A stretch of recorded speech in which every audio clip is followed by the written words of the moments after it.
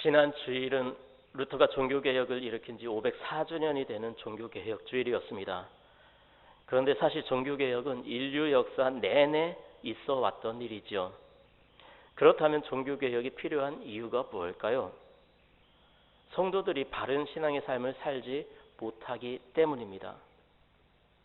루터가 주창한 종교개혁의 정신은 오직 성경, 오직 믿음, 오직 은혜로 신앙의 기초와 기독교의 본질을 회복하자는 것이었습니다. 그릇된 전통이나 잘못된 종교적 습관을 성경의 가르침대로 고치고 바로 잡는 것이 바로 종교개혁입니다. 개혁운동을 한마디로 정의하면 성경의 가르침 그대로 믿음으로 돌아가는 것이죠. 성경 말씀에 의한 기독교의 본질을 회복하고 믿음의 근본으로 돌아가는 것입니다.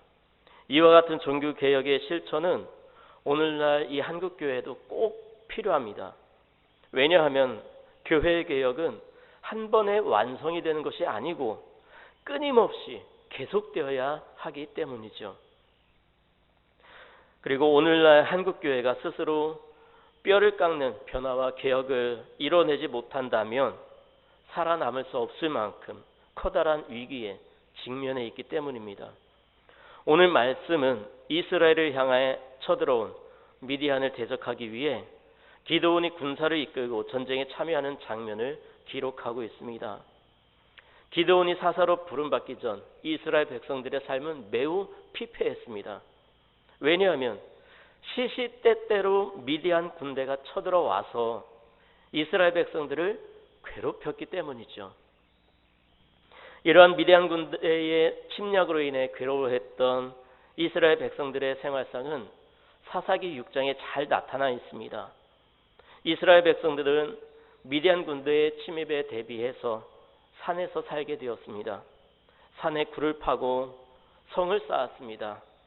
그러나 곡식을 파종하면 미디안 사람들이 쳐들어와서 토지소산을 다 없애버렸기 때문에 곡식이 남아나질 않았지요.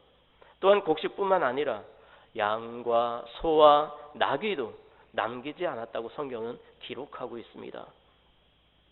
그런데 문제는 이처럼 이스라엘 백성들이 미디안 군대 때문에 힘들어하는 이유가 뭐냐는 것입니다. 사사기 6장 1절에 보면 그 이유가 분명하게 기록이 되어 있는데요. 이스라엘 자손이 또 여호와의 목전에 악을 행하였으므로 여호와께서 7년 동안 그들을 미디안의 손에 넘겨주시니라고 기록을 하고 있습니다. 이유가 뭐라고요? 여호와 앞에서 악을 행했다는 것입니다. 그런데 여기 문제가 있습니다. 무슨 문제일까요? 또 악을 행했다는 것입니다. 이게 무슨 말입니까? 이스라엘 백성들은 이미 하나님께 악을 행함으로 하나님의 진노하심을 받은 경험이 있습니다. 그리하여 하나님은 이방 나라를 통해 이스라엘을 징벌하셨는데 이스라엘 백성들이 자신들의 잘못을 깨닫고 하나님께 구해달라고 부르짖었죠. 그때 하나님은 이스라엘 백성들을 돌아보시고 구원자를 세우셔서 자기 백성들을 구원해 주셨습니다.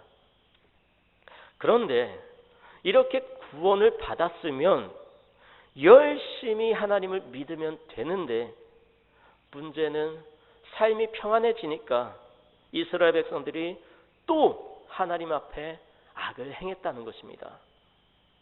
이렇게 이스라엘 백성들이 하나님 앞에 죄를 범하면 하나님은 그들을 징벌하셔서 이방 민족들을 통해 그들을 괴롭게 하십니다. 그러면 이스라엘 백성들은 다시 하나님께 부르짖죠. 그러면 다시 하나님께서 구원해 주시는 패턴이 이스라엘 역사에서 계속해서 반복된다는 사실입니다. 그러면 이스라엘 백성들은 이러한 자신들의 역사를 알지 못했을까요? 아마 그들은 교육을 통해서 이미 그러한 패턴을 알고 있었을 것입니다. 하나님께서 모세와 여호수아를 통해 이스라엘 백성들에게 자녀의 신앙교육을 철저히 하도록 명령한 사실을 보면 그들은 대를 이은 자녀 교육을 통해 이스라엘의 역사에 대해서도 이미 잘 알고 있었을 것입니다. 하지만 그럼에도 불구하고 그들이 죄를 범한 이유가 무엇일까요? 아마도 여러 가지 이유가 있겠지만 가장 큰 원인은 의심과 자신들의 육신의 눈에 보여지는 것들을 추구하는 욕구가 더 컸기 때문일 것입니다. 세상에 좋아 보이는 것들을 추구했기 때문입니다. 여러분, 우리가 여기서 알아야 할 것은 이스라엘 백성들이 출애굽하여 가나안 땅에 들어갈 때에 그들이 어떻게 살아야 하는지 하나님께서 말씀을 안 하신 것이 아닙니다. 하나님은 그들이 어떻게 살아야 할지 이미 다 말씀하셨습니다. 다 가르쳐 주셨어요. 하나님은 이미 모세와 여호수아를 통해 그들이 젖과 꿀이 흐르는 축복의 땅 가나안에 정착하여 살아갈 때에 어떻게 살아가야 할지 이미 다 가르쳐 주셨습니다. 그럼에도 불구하고 이스라엘 백성들은 자신들의 고집대로 살아가고 말았습니다. 하나님은 가나안 백성들이 섬기던 우상을 따르지 말고 오직 하나님만을 섬기라고 말씀해 주셨죠. 그러나 이스라엘은 자신들의 눈에 좋아 보이는 것들을 쫓아갔습니다. 이스라엘 백성들 참 고집세지요. 자신들의 고집 때문에 하나님의 복을 걷어찬 꼴이 되었습니다. 오늘 말씀에 등장하는 기드온도 미디안의 잦은 침략 때문에 밀을 포도주 틀에서 타작을 할 정도였습니다. 당신은 포도주를 짜기 위해서 바위를 파서 포도주 틀을 만들었습니다. 한 곳에 바위를 파서 포도를 담고 발로 밟아 짜내는 틀을 만들었는데 기드온은 이렇게 작은 포도주 틀에서 미디안 군대 몰래 타작을 했던 것이죠. 이처럼 숨어서 타작을 하던 기드온에게 어느 날 여호와의 사자가 나타납니다. 그리고 기드온에게 이렇게 말을 하지요. 큰 용사여, 여호와께서 너와 함께 계시도다. 이렇게 부름을 받은 기드온은 우여곡절 끝에 군대를 일으키죠. 그런데 군사를 일으키는 과정을 보면 하나님의 생각과 사람의 생각의 차이가 매우 크다는 것을 깨닫게 되는데요. 처음 군사 모집에 올라온 사람들은 32,000명이었습니다. 그런데 하나님은 군사가 너무 많다고 하시면서 두려워 떠는 사람들은 다 집으로 돌려보내라고 말씀하십니다. 그리하여 남은 군사가 1만 명이었습니다. 그런데 하나님은 그 1만 명도 많기 때문에 그들을 물가로 데리고 가서 시험하도록 하십니다. 그렇게 시험을 해서 남은 사람이 300명이 되었습니다. 32,000명이 모였던 군사가 300명으로 줄어든 것이죠. 그런데요, 이스라엘 백성들을 상대하기 위해서 미디안 군사가 몇 명이나 모였을까요? 오늘 말씀 12절에 보니까요, 미디안과 아말렉의 연합군이 골짜기에 누워 있는데 메뚜기와 같이 그 수가 많았다라고 기록을 하고 있고요. 낙타의 수도 해변에 모래같이 많았다라고 기록을 하고 있습니다. 좀 더 정확한 숫자를 보면 사사기 8장 10절을 보면 전쟁 후에 미디안과 아말렉 연합군의 죽은 자가 12만 명이었고 남은 자가 1만 5천 명이었다고 기록을 하고 있습니다. 즉 이스라엘과 싸우려고 모인 미디안 연합군의 수는 13만 5천 명이었던 것이죠. 이처럼 강력한 미디안 군사를 이기려면 더욱 많은 수의 군사가 있어야 되는데, 그러면 처음 모였던 3만 2천 명의 그 군사도 턱없이 부족을 한데 하나님은 그 군사의 숫자가 너무나 많다고 말씀하십니다. 그래하여 최종적으로 300명만 남게 된 것이죠. 13만 5천 대 300. 여러분, 전쟁이 되겠습니까? 사람의 계산으로는 절대 이 전쟁에서 이길 수가 없습니다. 미디안과 아말렉의 연합군이 모여있는 그 모습을 보고, 그리고 자신의 300명의 군대를 본 기드온이 무슨 생각을 했을까요? 아마도 눈에 보여지는 그 숫자의 차이 때문에 두려움이 몰려오고 하나님이 원망되었을 것입니다. 한편으로는 도망가고 싶은 마음도 있었을 것입니다. 그러나 하나님은 그 인원으로 전쟁을 하라고 명령하시지요. 그 300명의 용사를 통해 승리를 안겨주시겠다고 말씀하십니다. 그리하여 기드온은 300명의 군사를 이끌고 미디안 군대와 전쟁을 하기 위해 하룻샘 곁에 진을 쳤습니다. 그리고 전쟁을 하기 위해 모인 그 밤에 하나님은 기드온에게 이렇게 말씀을 하십니다. 일어나 진영으로 내려가라. 내가 그것을 내 손에 넘겨주었느니라. 미디안 군대를 기드온 손에 넘겨주셨다는 것은 기드온이 전쟁에서 승리하도록 약속을 해주시는 것입니다. 하지만 이러한 하나님의 약속에도 불구하고 기드온의 마음은 매우 불안했을 것입니다. 두려웠을 것입니다.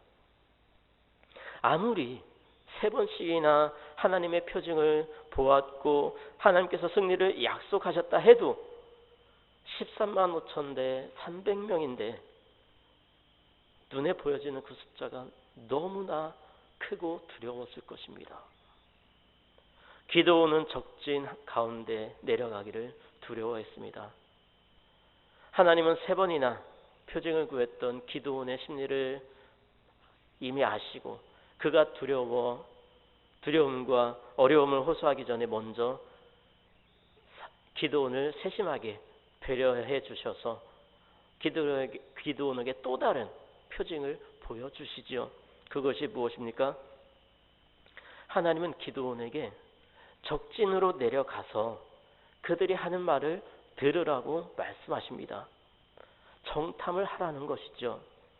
그리하여 기드온이 적진을 정탐하기 위해 부하 브라와 함께 미디안 진영으로 내려갔습니다.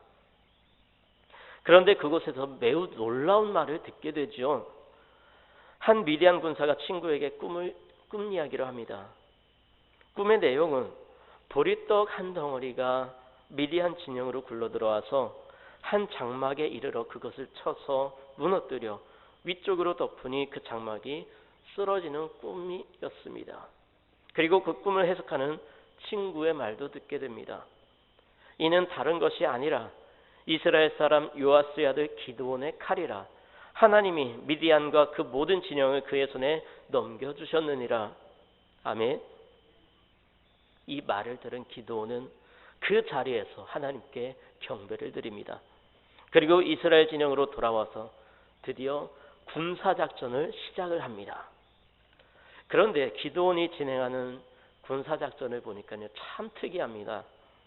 먼저 300명을 100명씩 세 대로 나누었습니다. 그리고 그들에게 준 무기는 한쪽 손에는 빈 항아리, 그리고 다른 한쪽 손에는 나팔을 들게 했습니다. 그리고 항아리 안에는 횃불을 넣었습니다.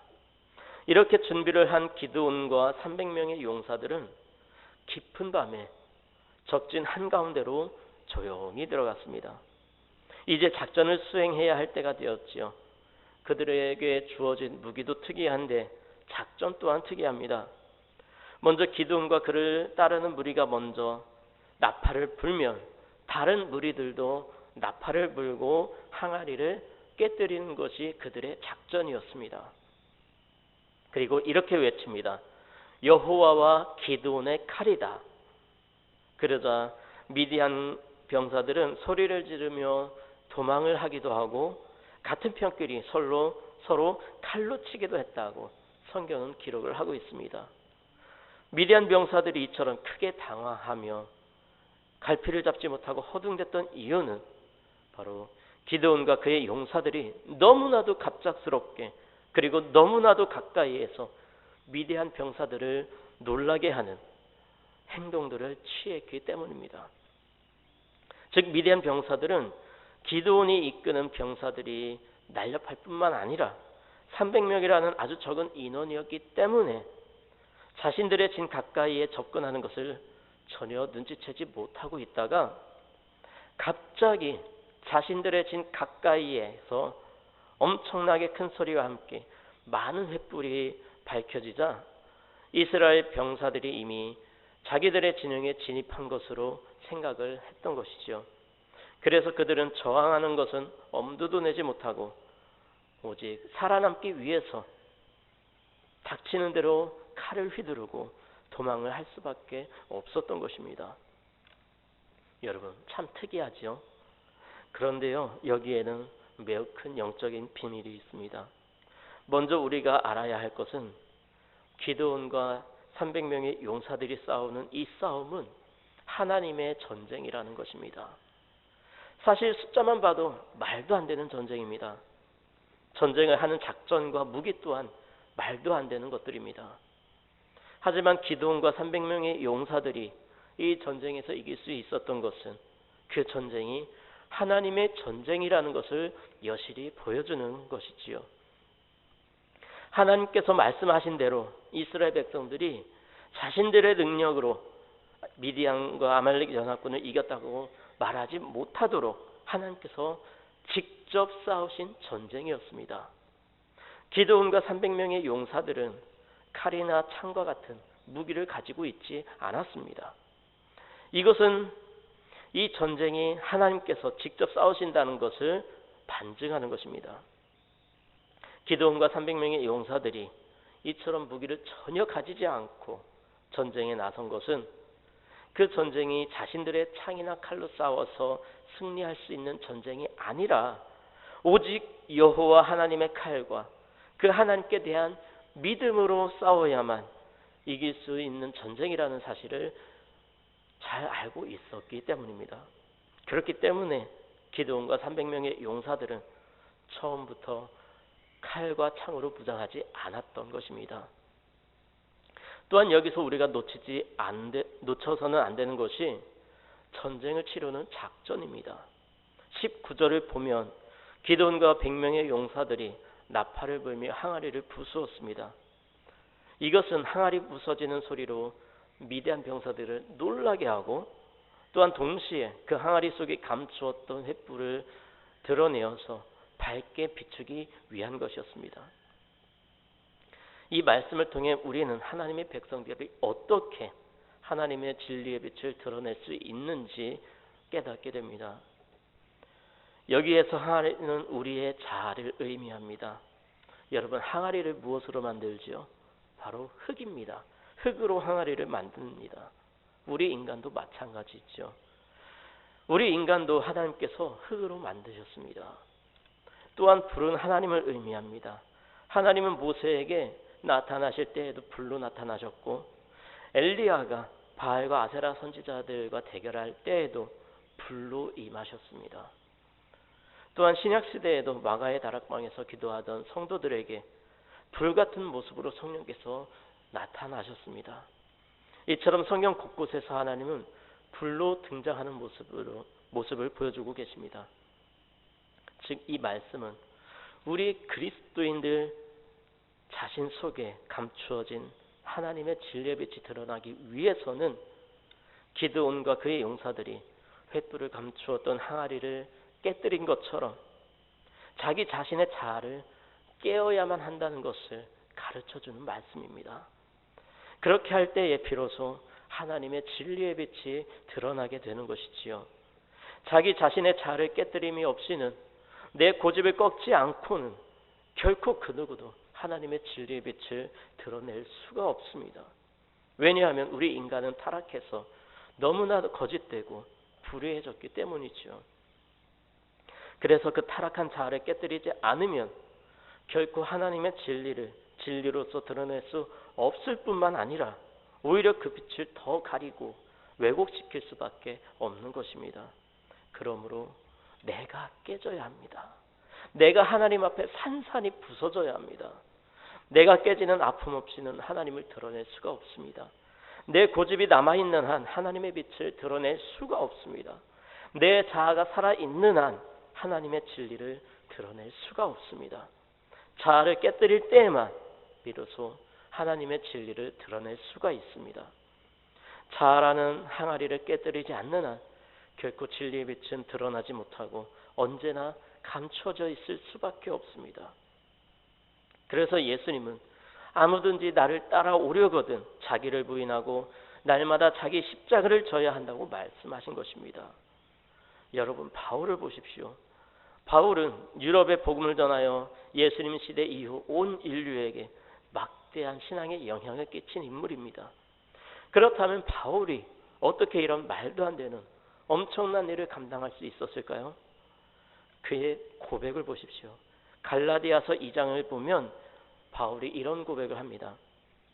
내가 그리스도와 함께 십자가에 못 박혔나니 그런즉 이제는 내가 산 것이 아니요 오직 내 안에 그리스도께서 사신 것이라. 이제 내가 육체 가운데 사는 것은 나를 사랑하사 나를 위하여 자기 몸을 버리신 하나님의 아들을 믿는 믿음 안에서 사는 것이라. 아멘. 그렇습니다. 바울은 철저히 자기 자신을 죽이고 하나님의 뜻을 쫓았기 때문에 하나님은 그를 통해 놀라운 일을 이루시고 지금까지도 모든 그리스도인들이 그의 영향력 아래 살게 되는 놀라운 축복을 주셨던 것입니다. 여러분, 오늘 기드온과 300명의 용사들이 13만 5천 명이나 되는 미디안 연합군을 물리친 그 전쟁을 기억하시기 바랍니다. 그들이 엄청난 숫자의 적군을 물리친 것은 오직 자신을 하나님 앞에 깨뜨리고 내 안에 계신 하나님을 드러내며 하나님만 의지하고 나아간 것입니다. 개혁은 무엇인가 새로운 것을 추구하는 것이 아닙니다. 기본으로 돌아가는 것입니다. 이스라엘의 역사에서도 루터나 칼벤과 같은 사람들이 살던 시대에도 지금 우리가 살아가는 이 시대에도 종교개혁은 늘 필요합니다. 특별히 코로나19로 인해서 온전한 예배를 드리지 못하게 된 것은 오히려 깨닫게 하시려는 하나님의 은혜임을 깨닫고 바른 믿음의 자리로 돌아가야 합니다. 여러분, 죄송한 말씀이지만 주변에서 들려오는 소식들을 보면 지금 한국교회는 목회자부터 시작해서 온 성도들이 겸손히 하나님 앞에 자기 자신을 내려놓고 회개해야 할 때입니다. 물론 모든 교회가 다 그런 것은 아닙니다. 그러나 한국교회가 자신의 지식과 고집을 다 내려놓고 기득권을 차지하기 위한 싸움을 내려놓고 하나님 앞에서 베옷을 입고 회개하며 겸비해야 할 때입니다. 이러한 개인의 개혁이 이루어져야 교회도 다시 부흥할 수가 있습니다. 그러므로 오늘 말씀 기억하시고 기드온과 300명의 용사들과 같이 하나님 앞에 겸손하여서 하나님의 뜻을 이루며 개인과 교회의 부흥을 경험하며 날마다 승리의 삶을 살아가는 저와 여러분의 삶이 되시기 바랍니다.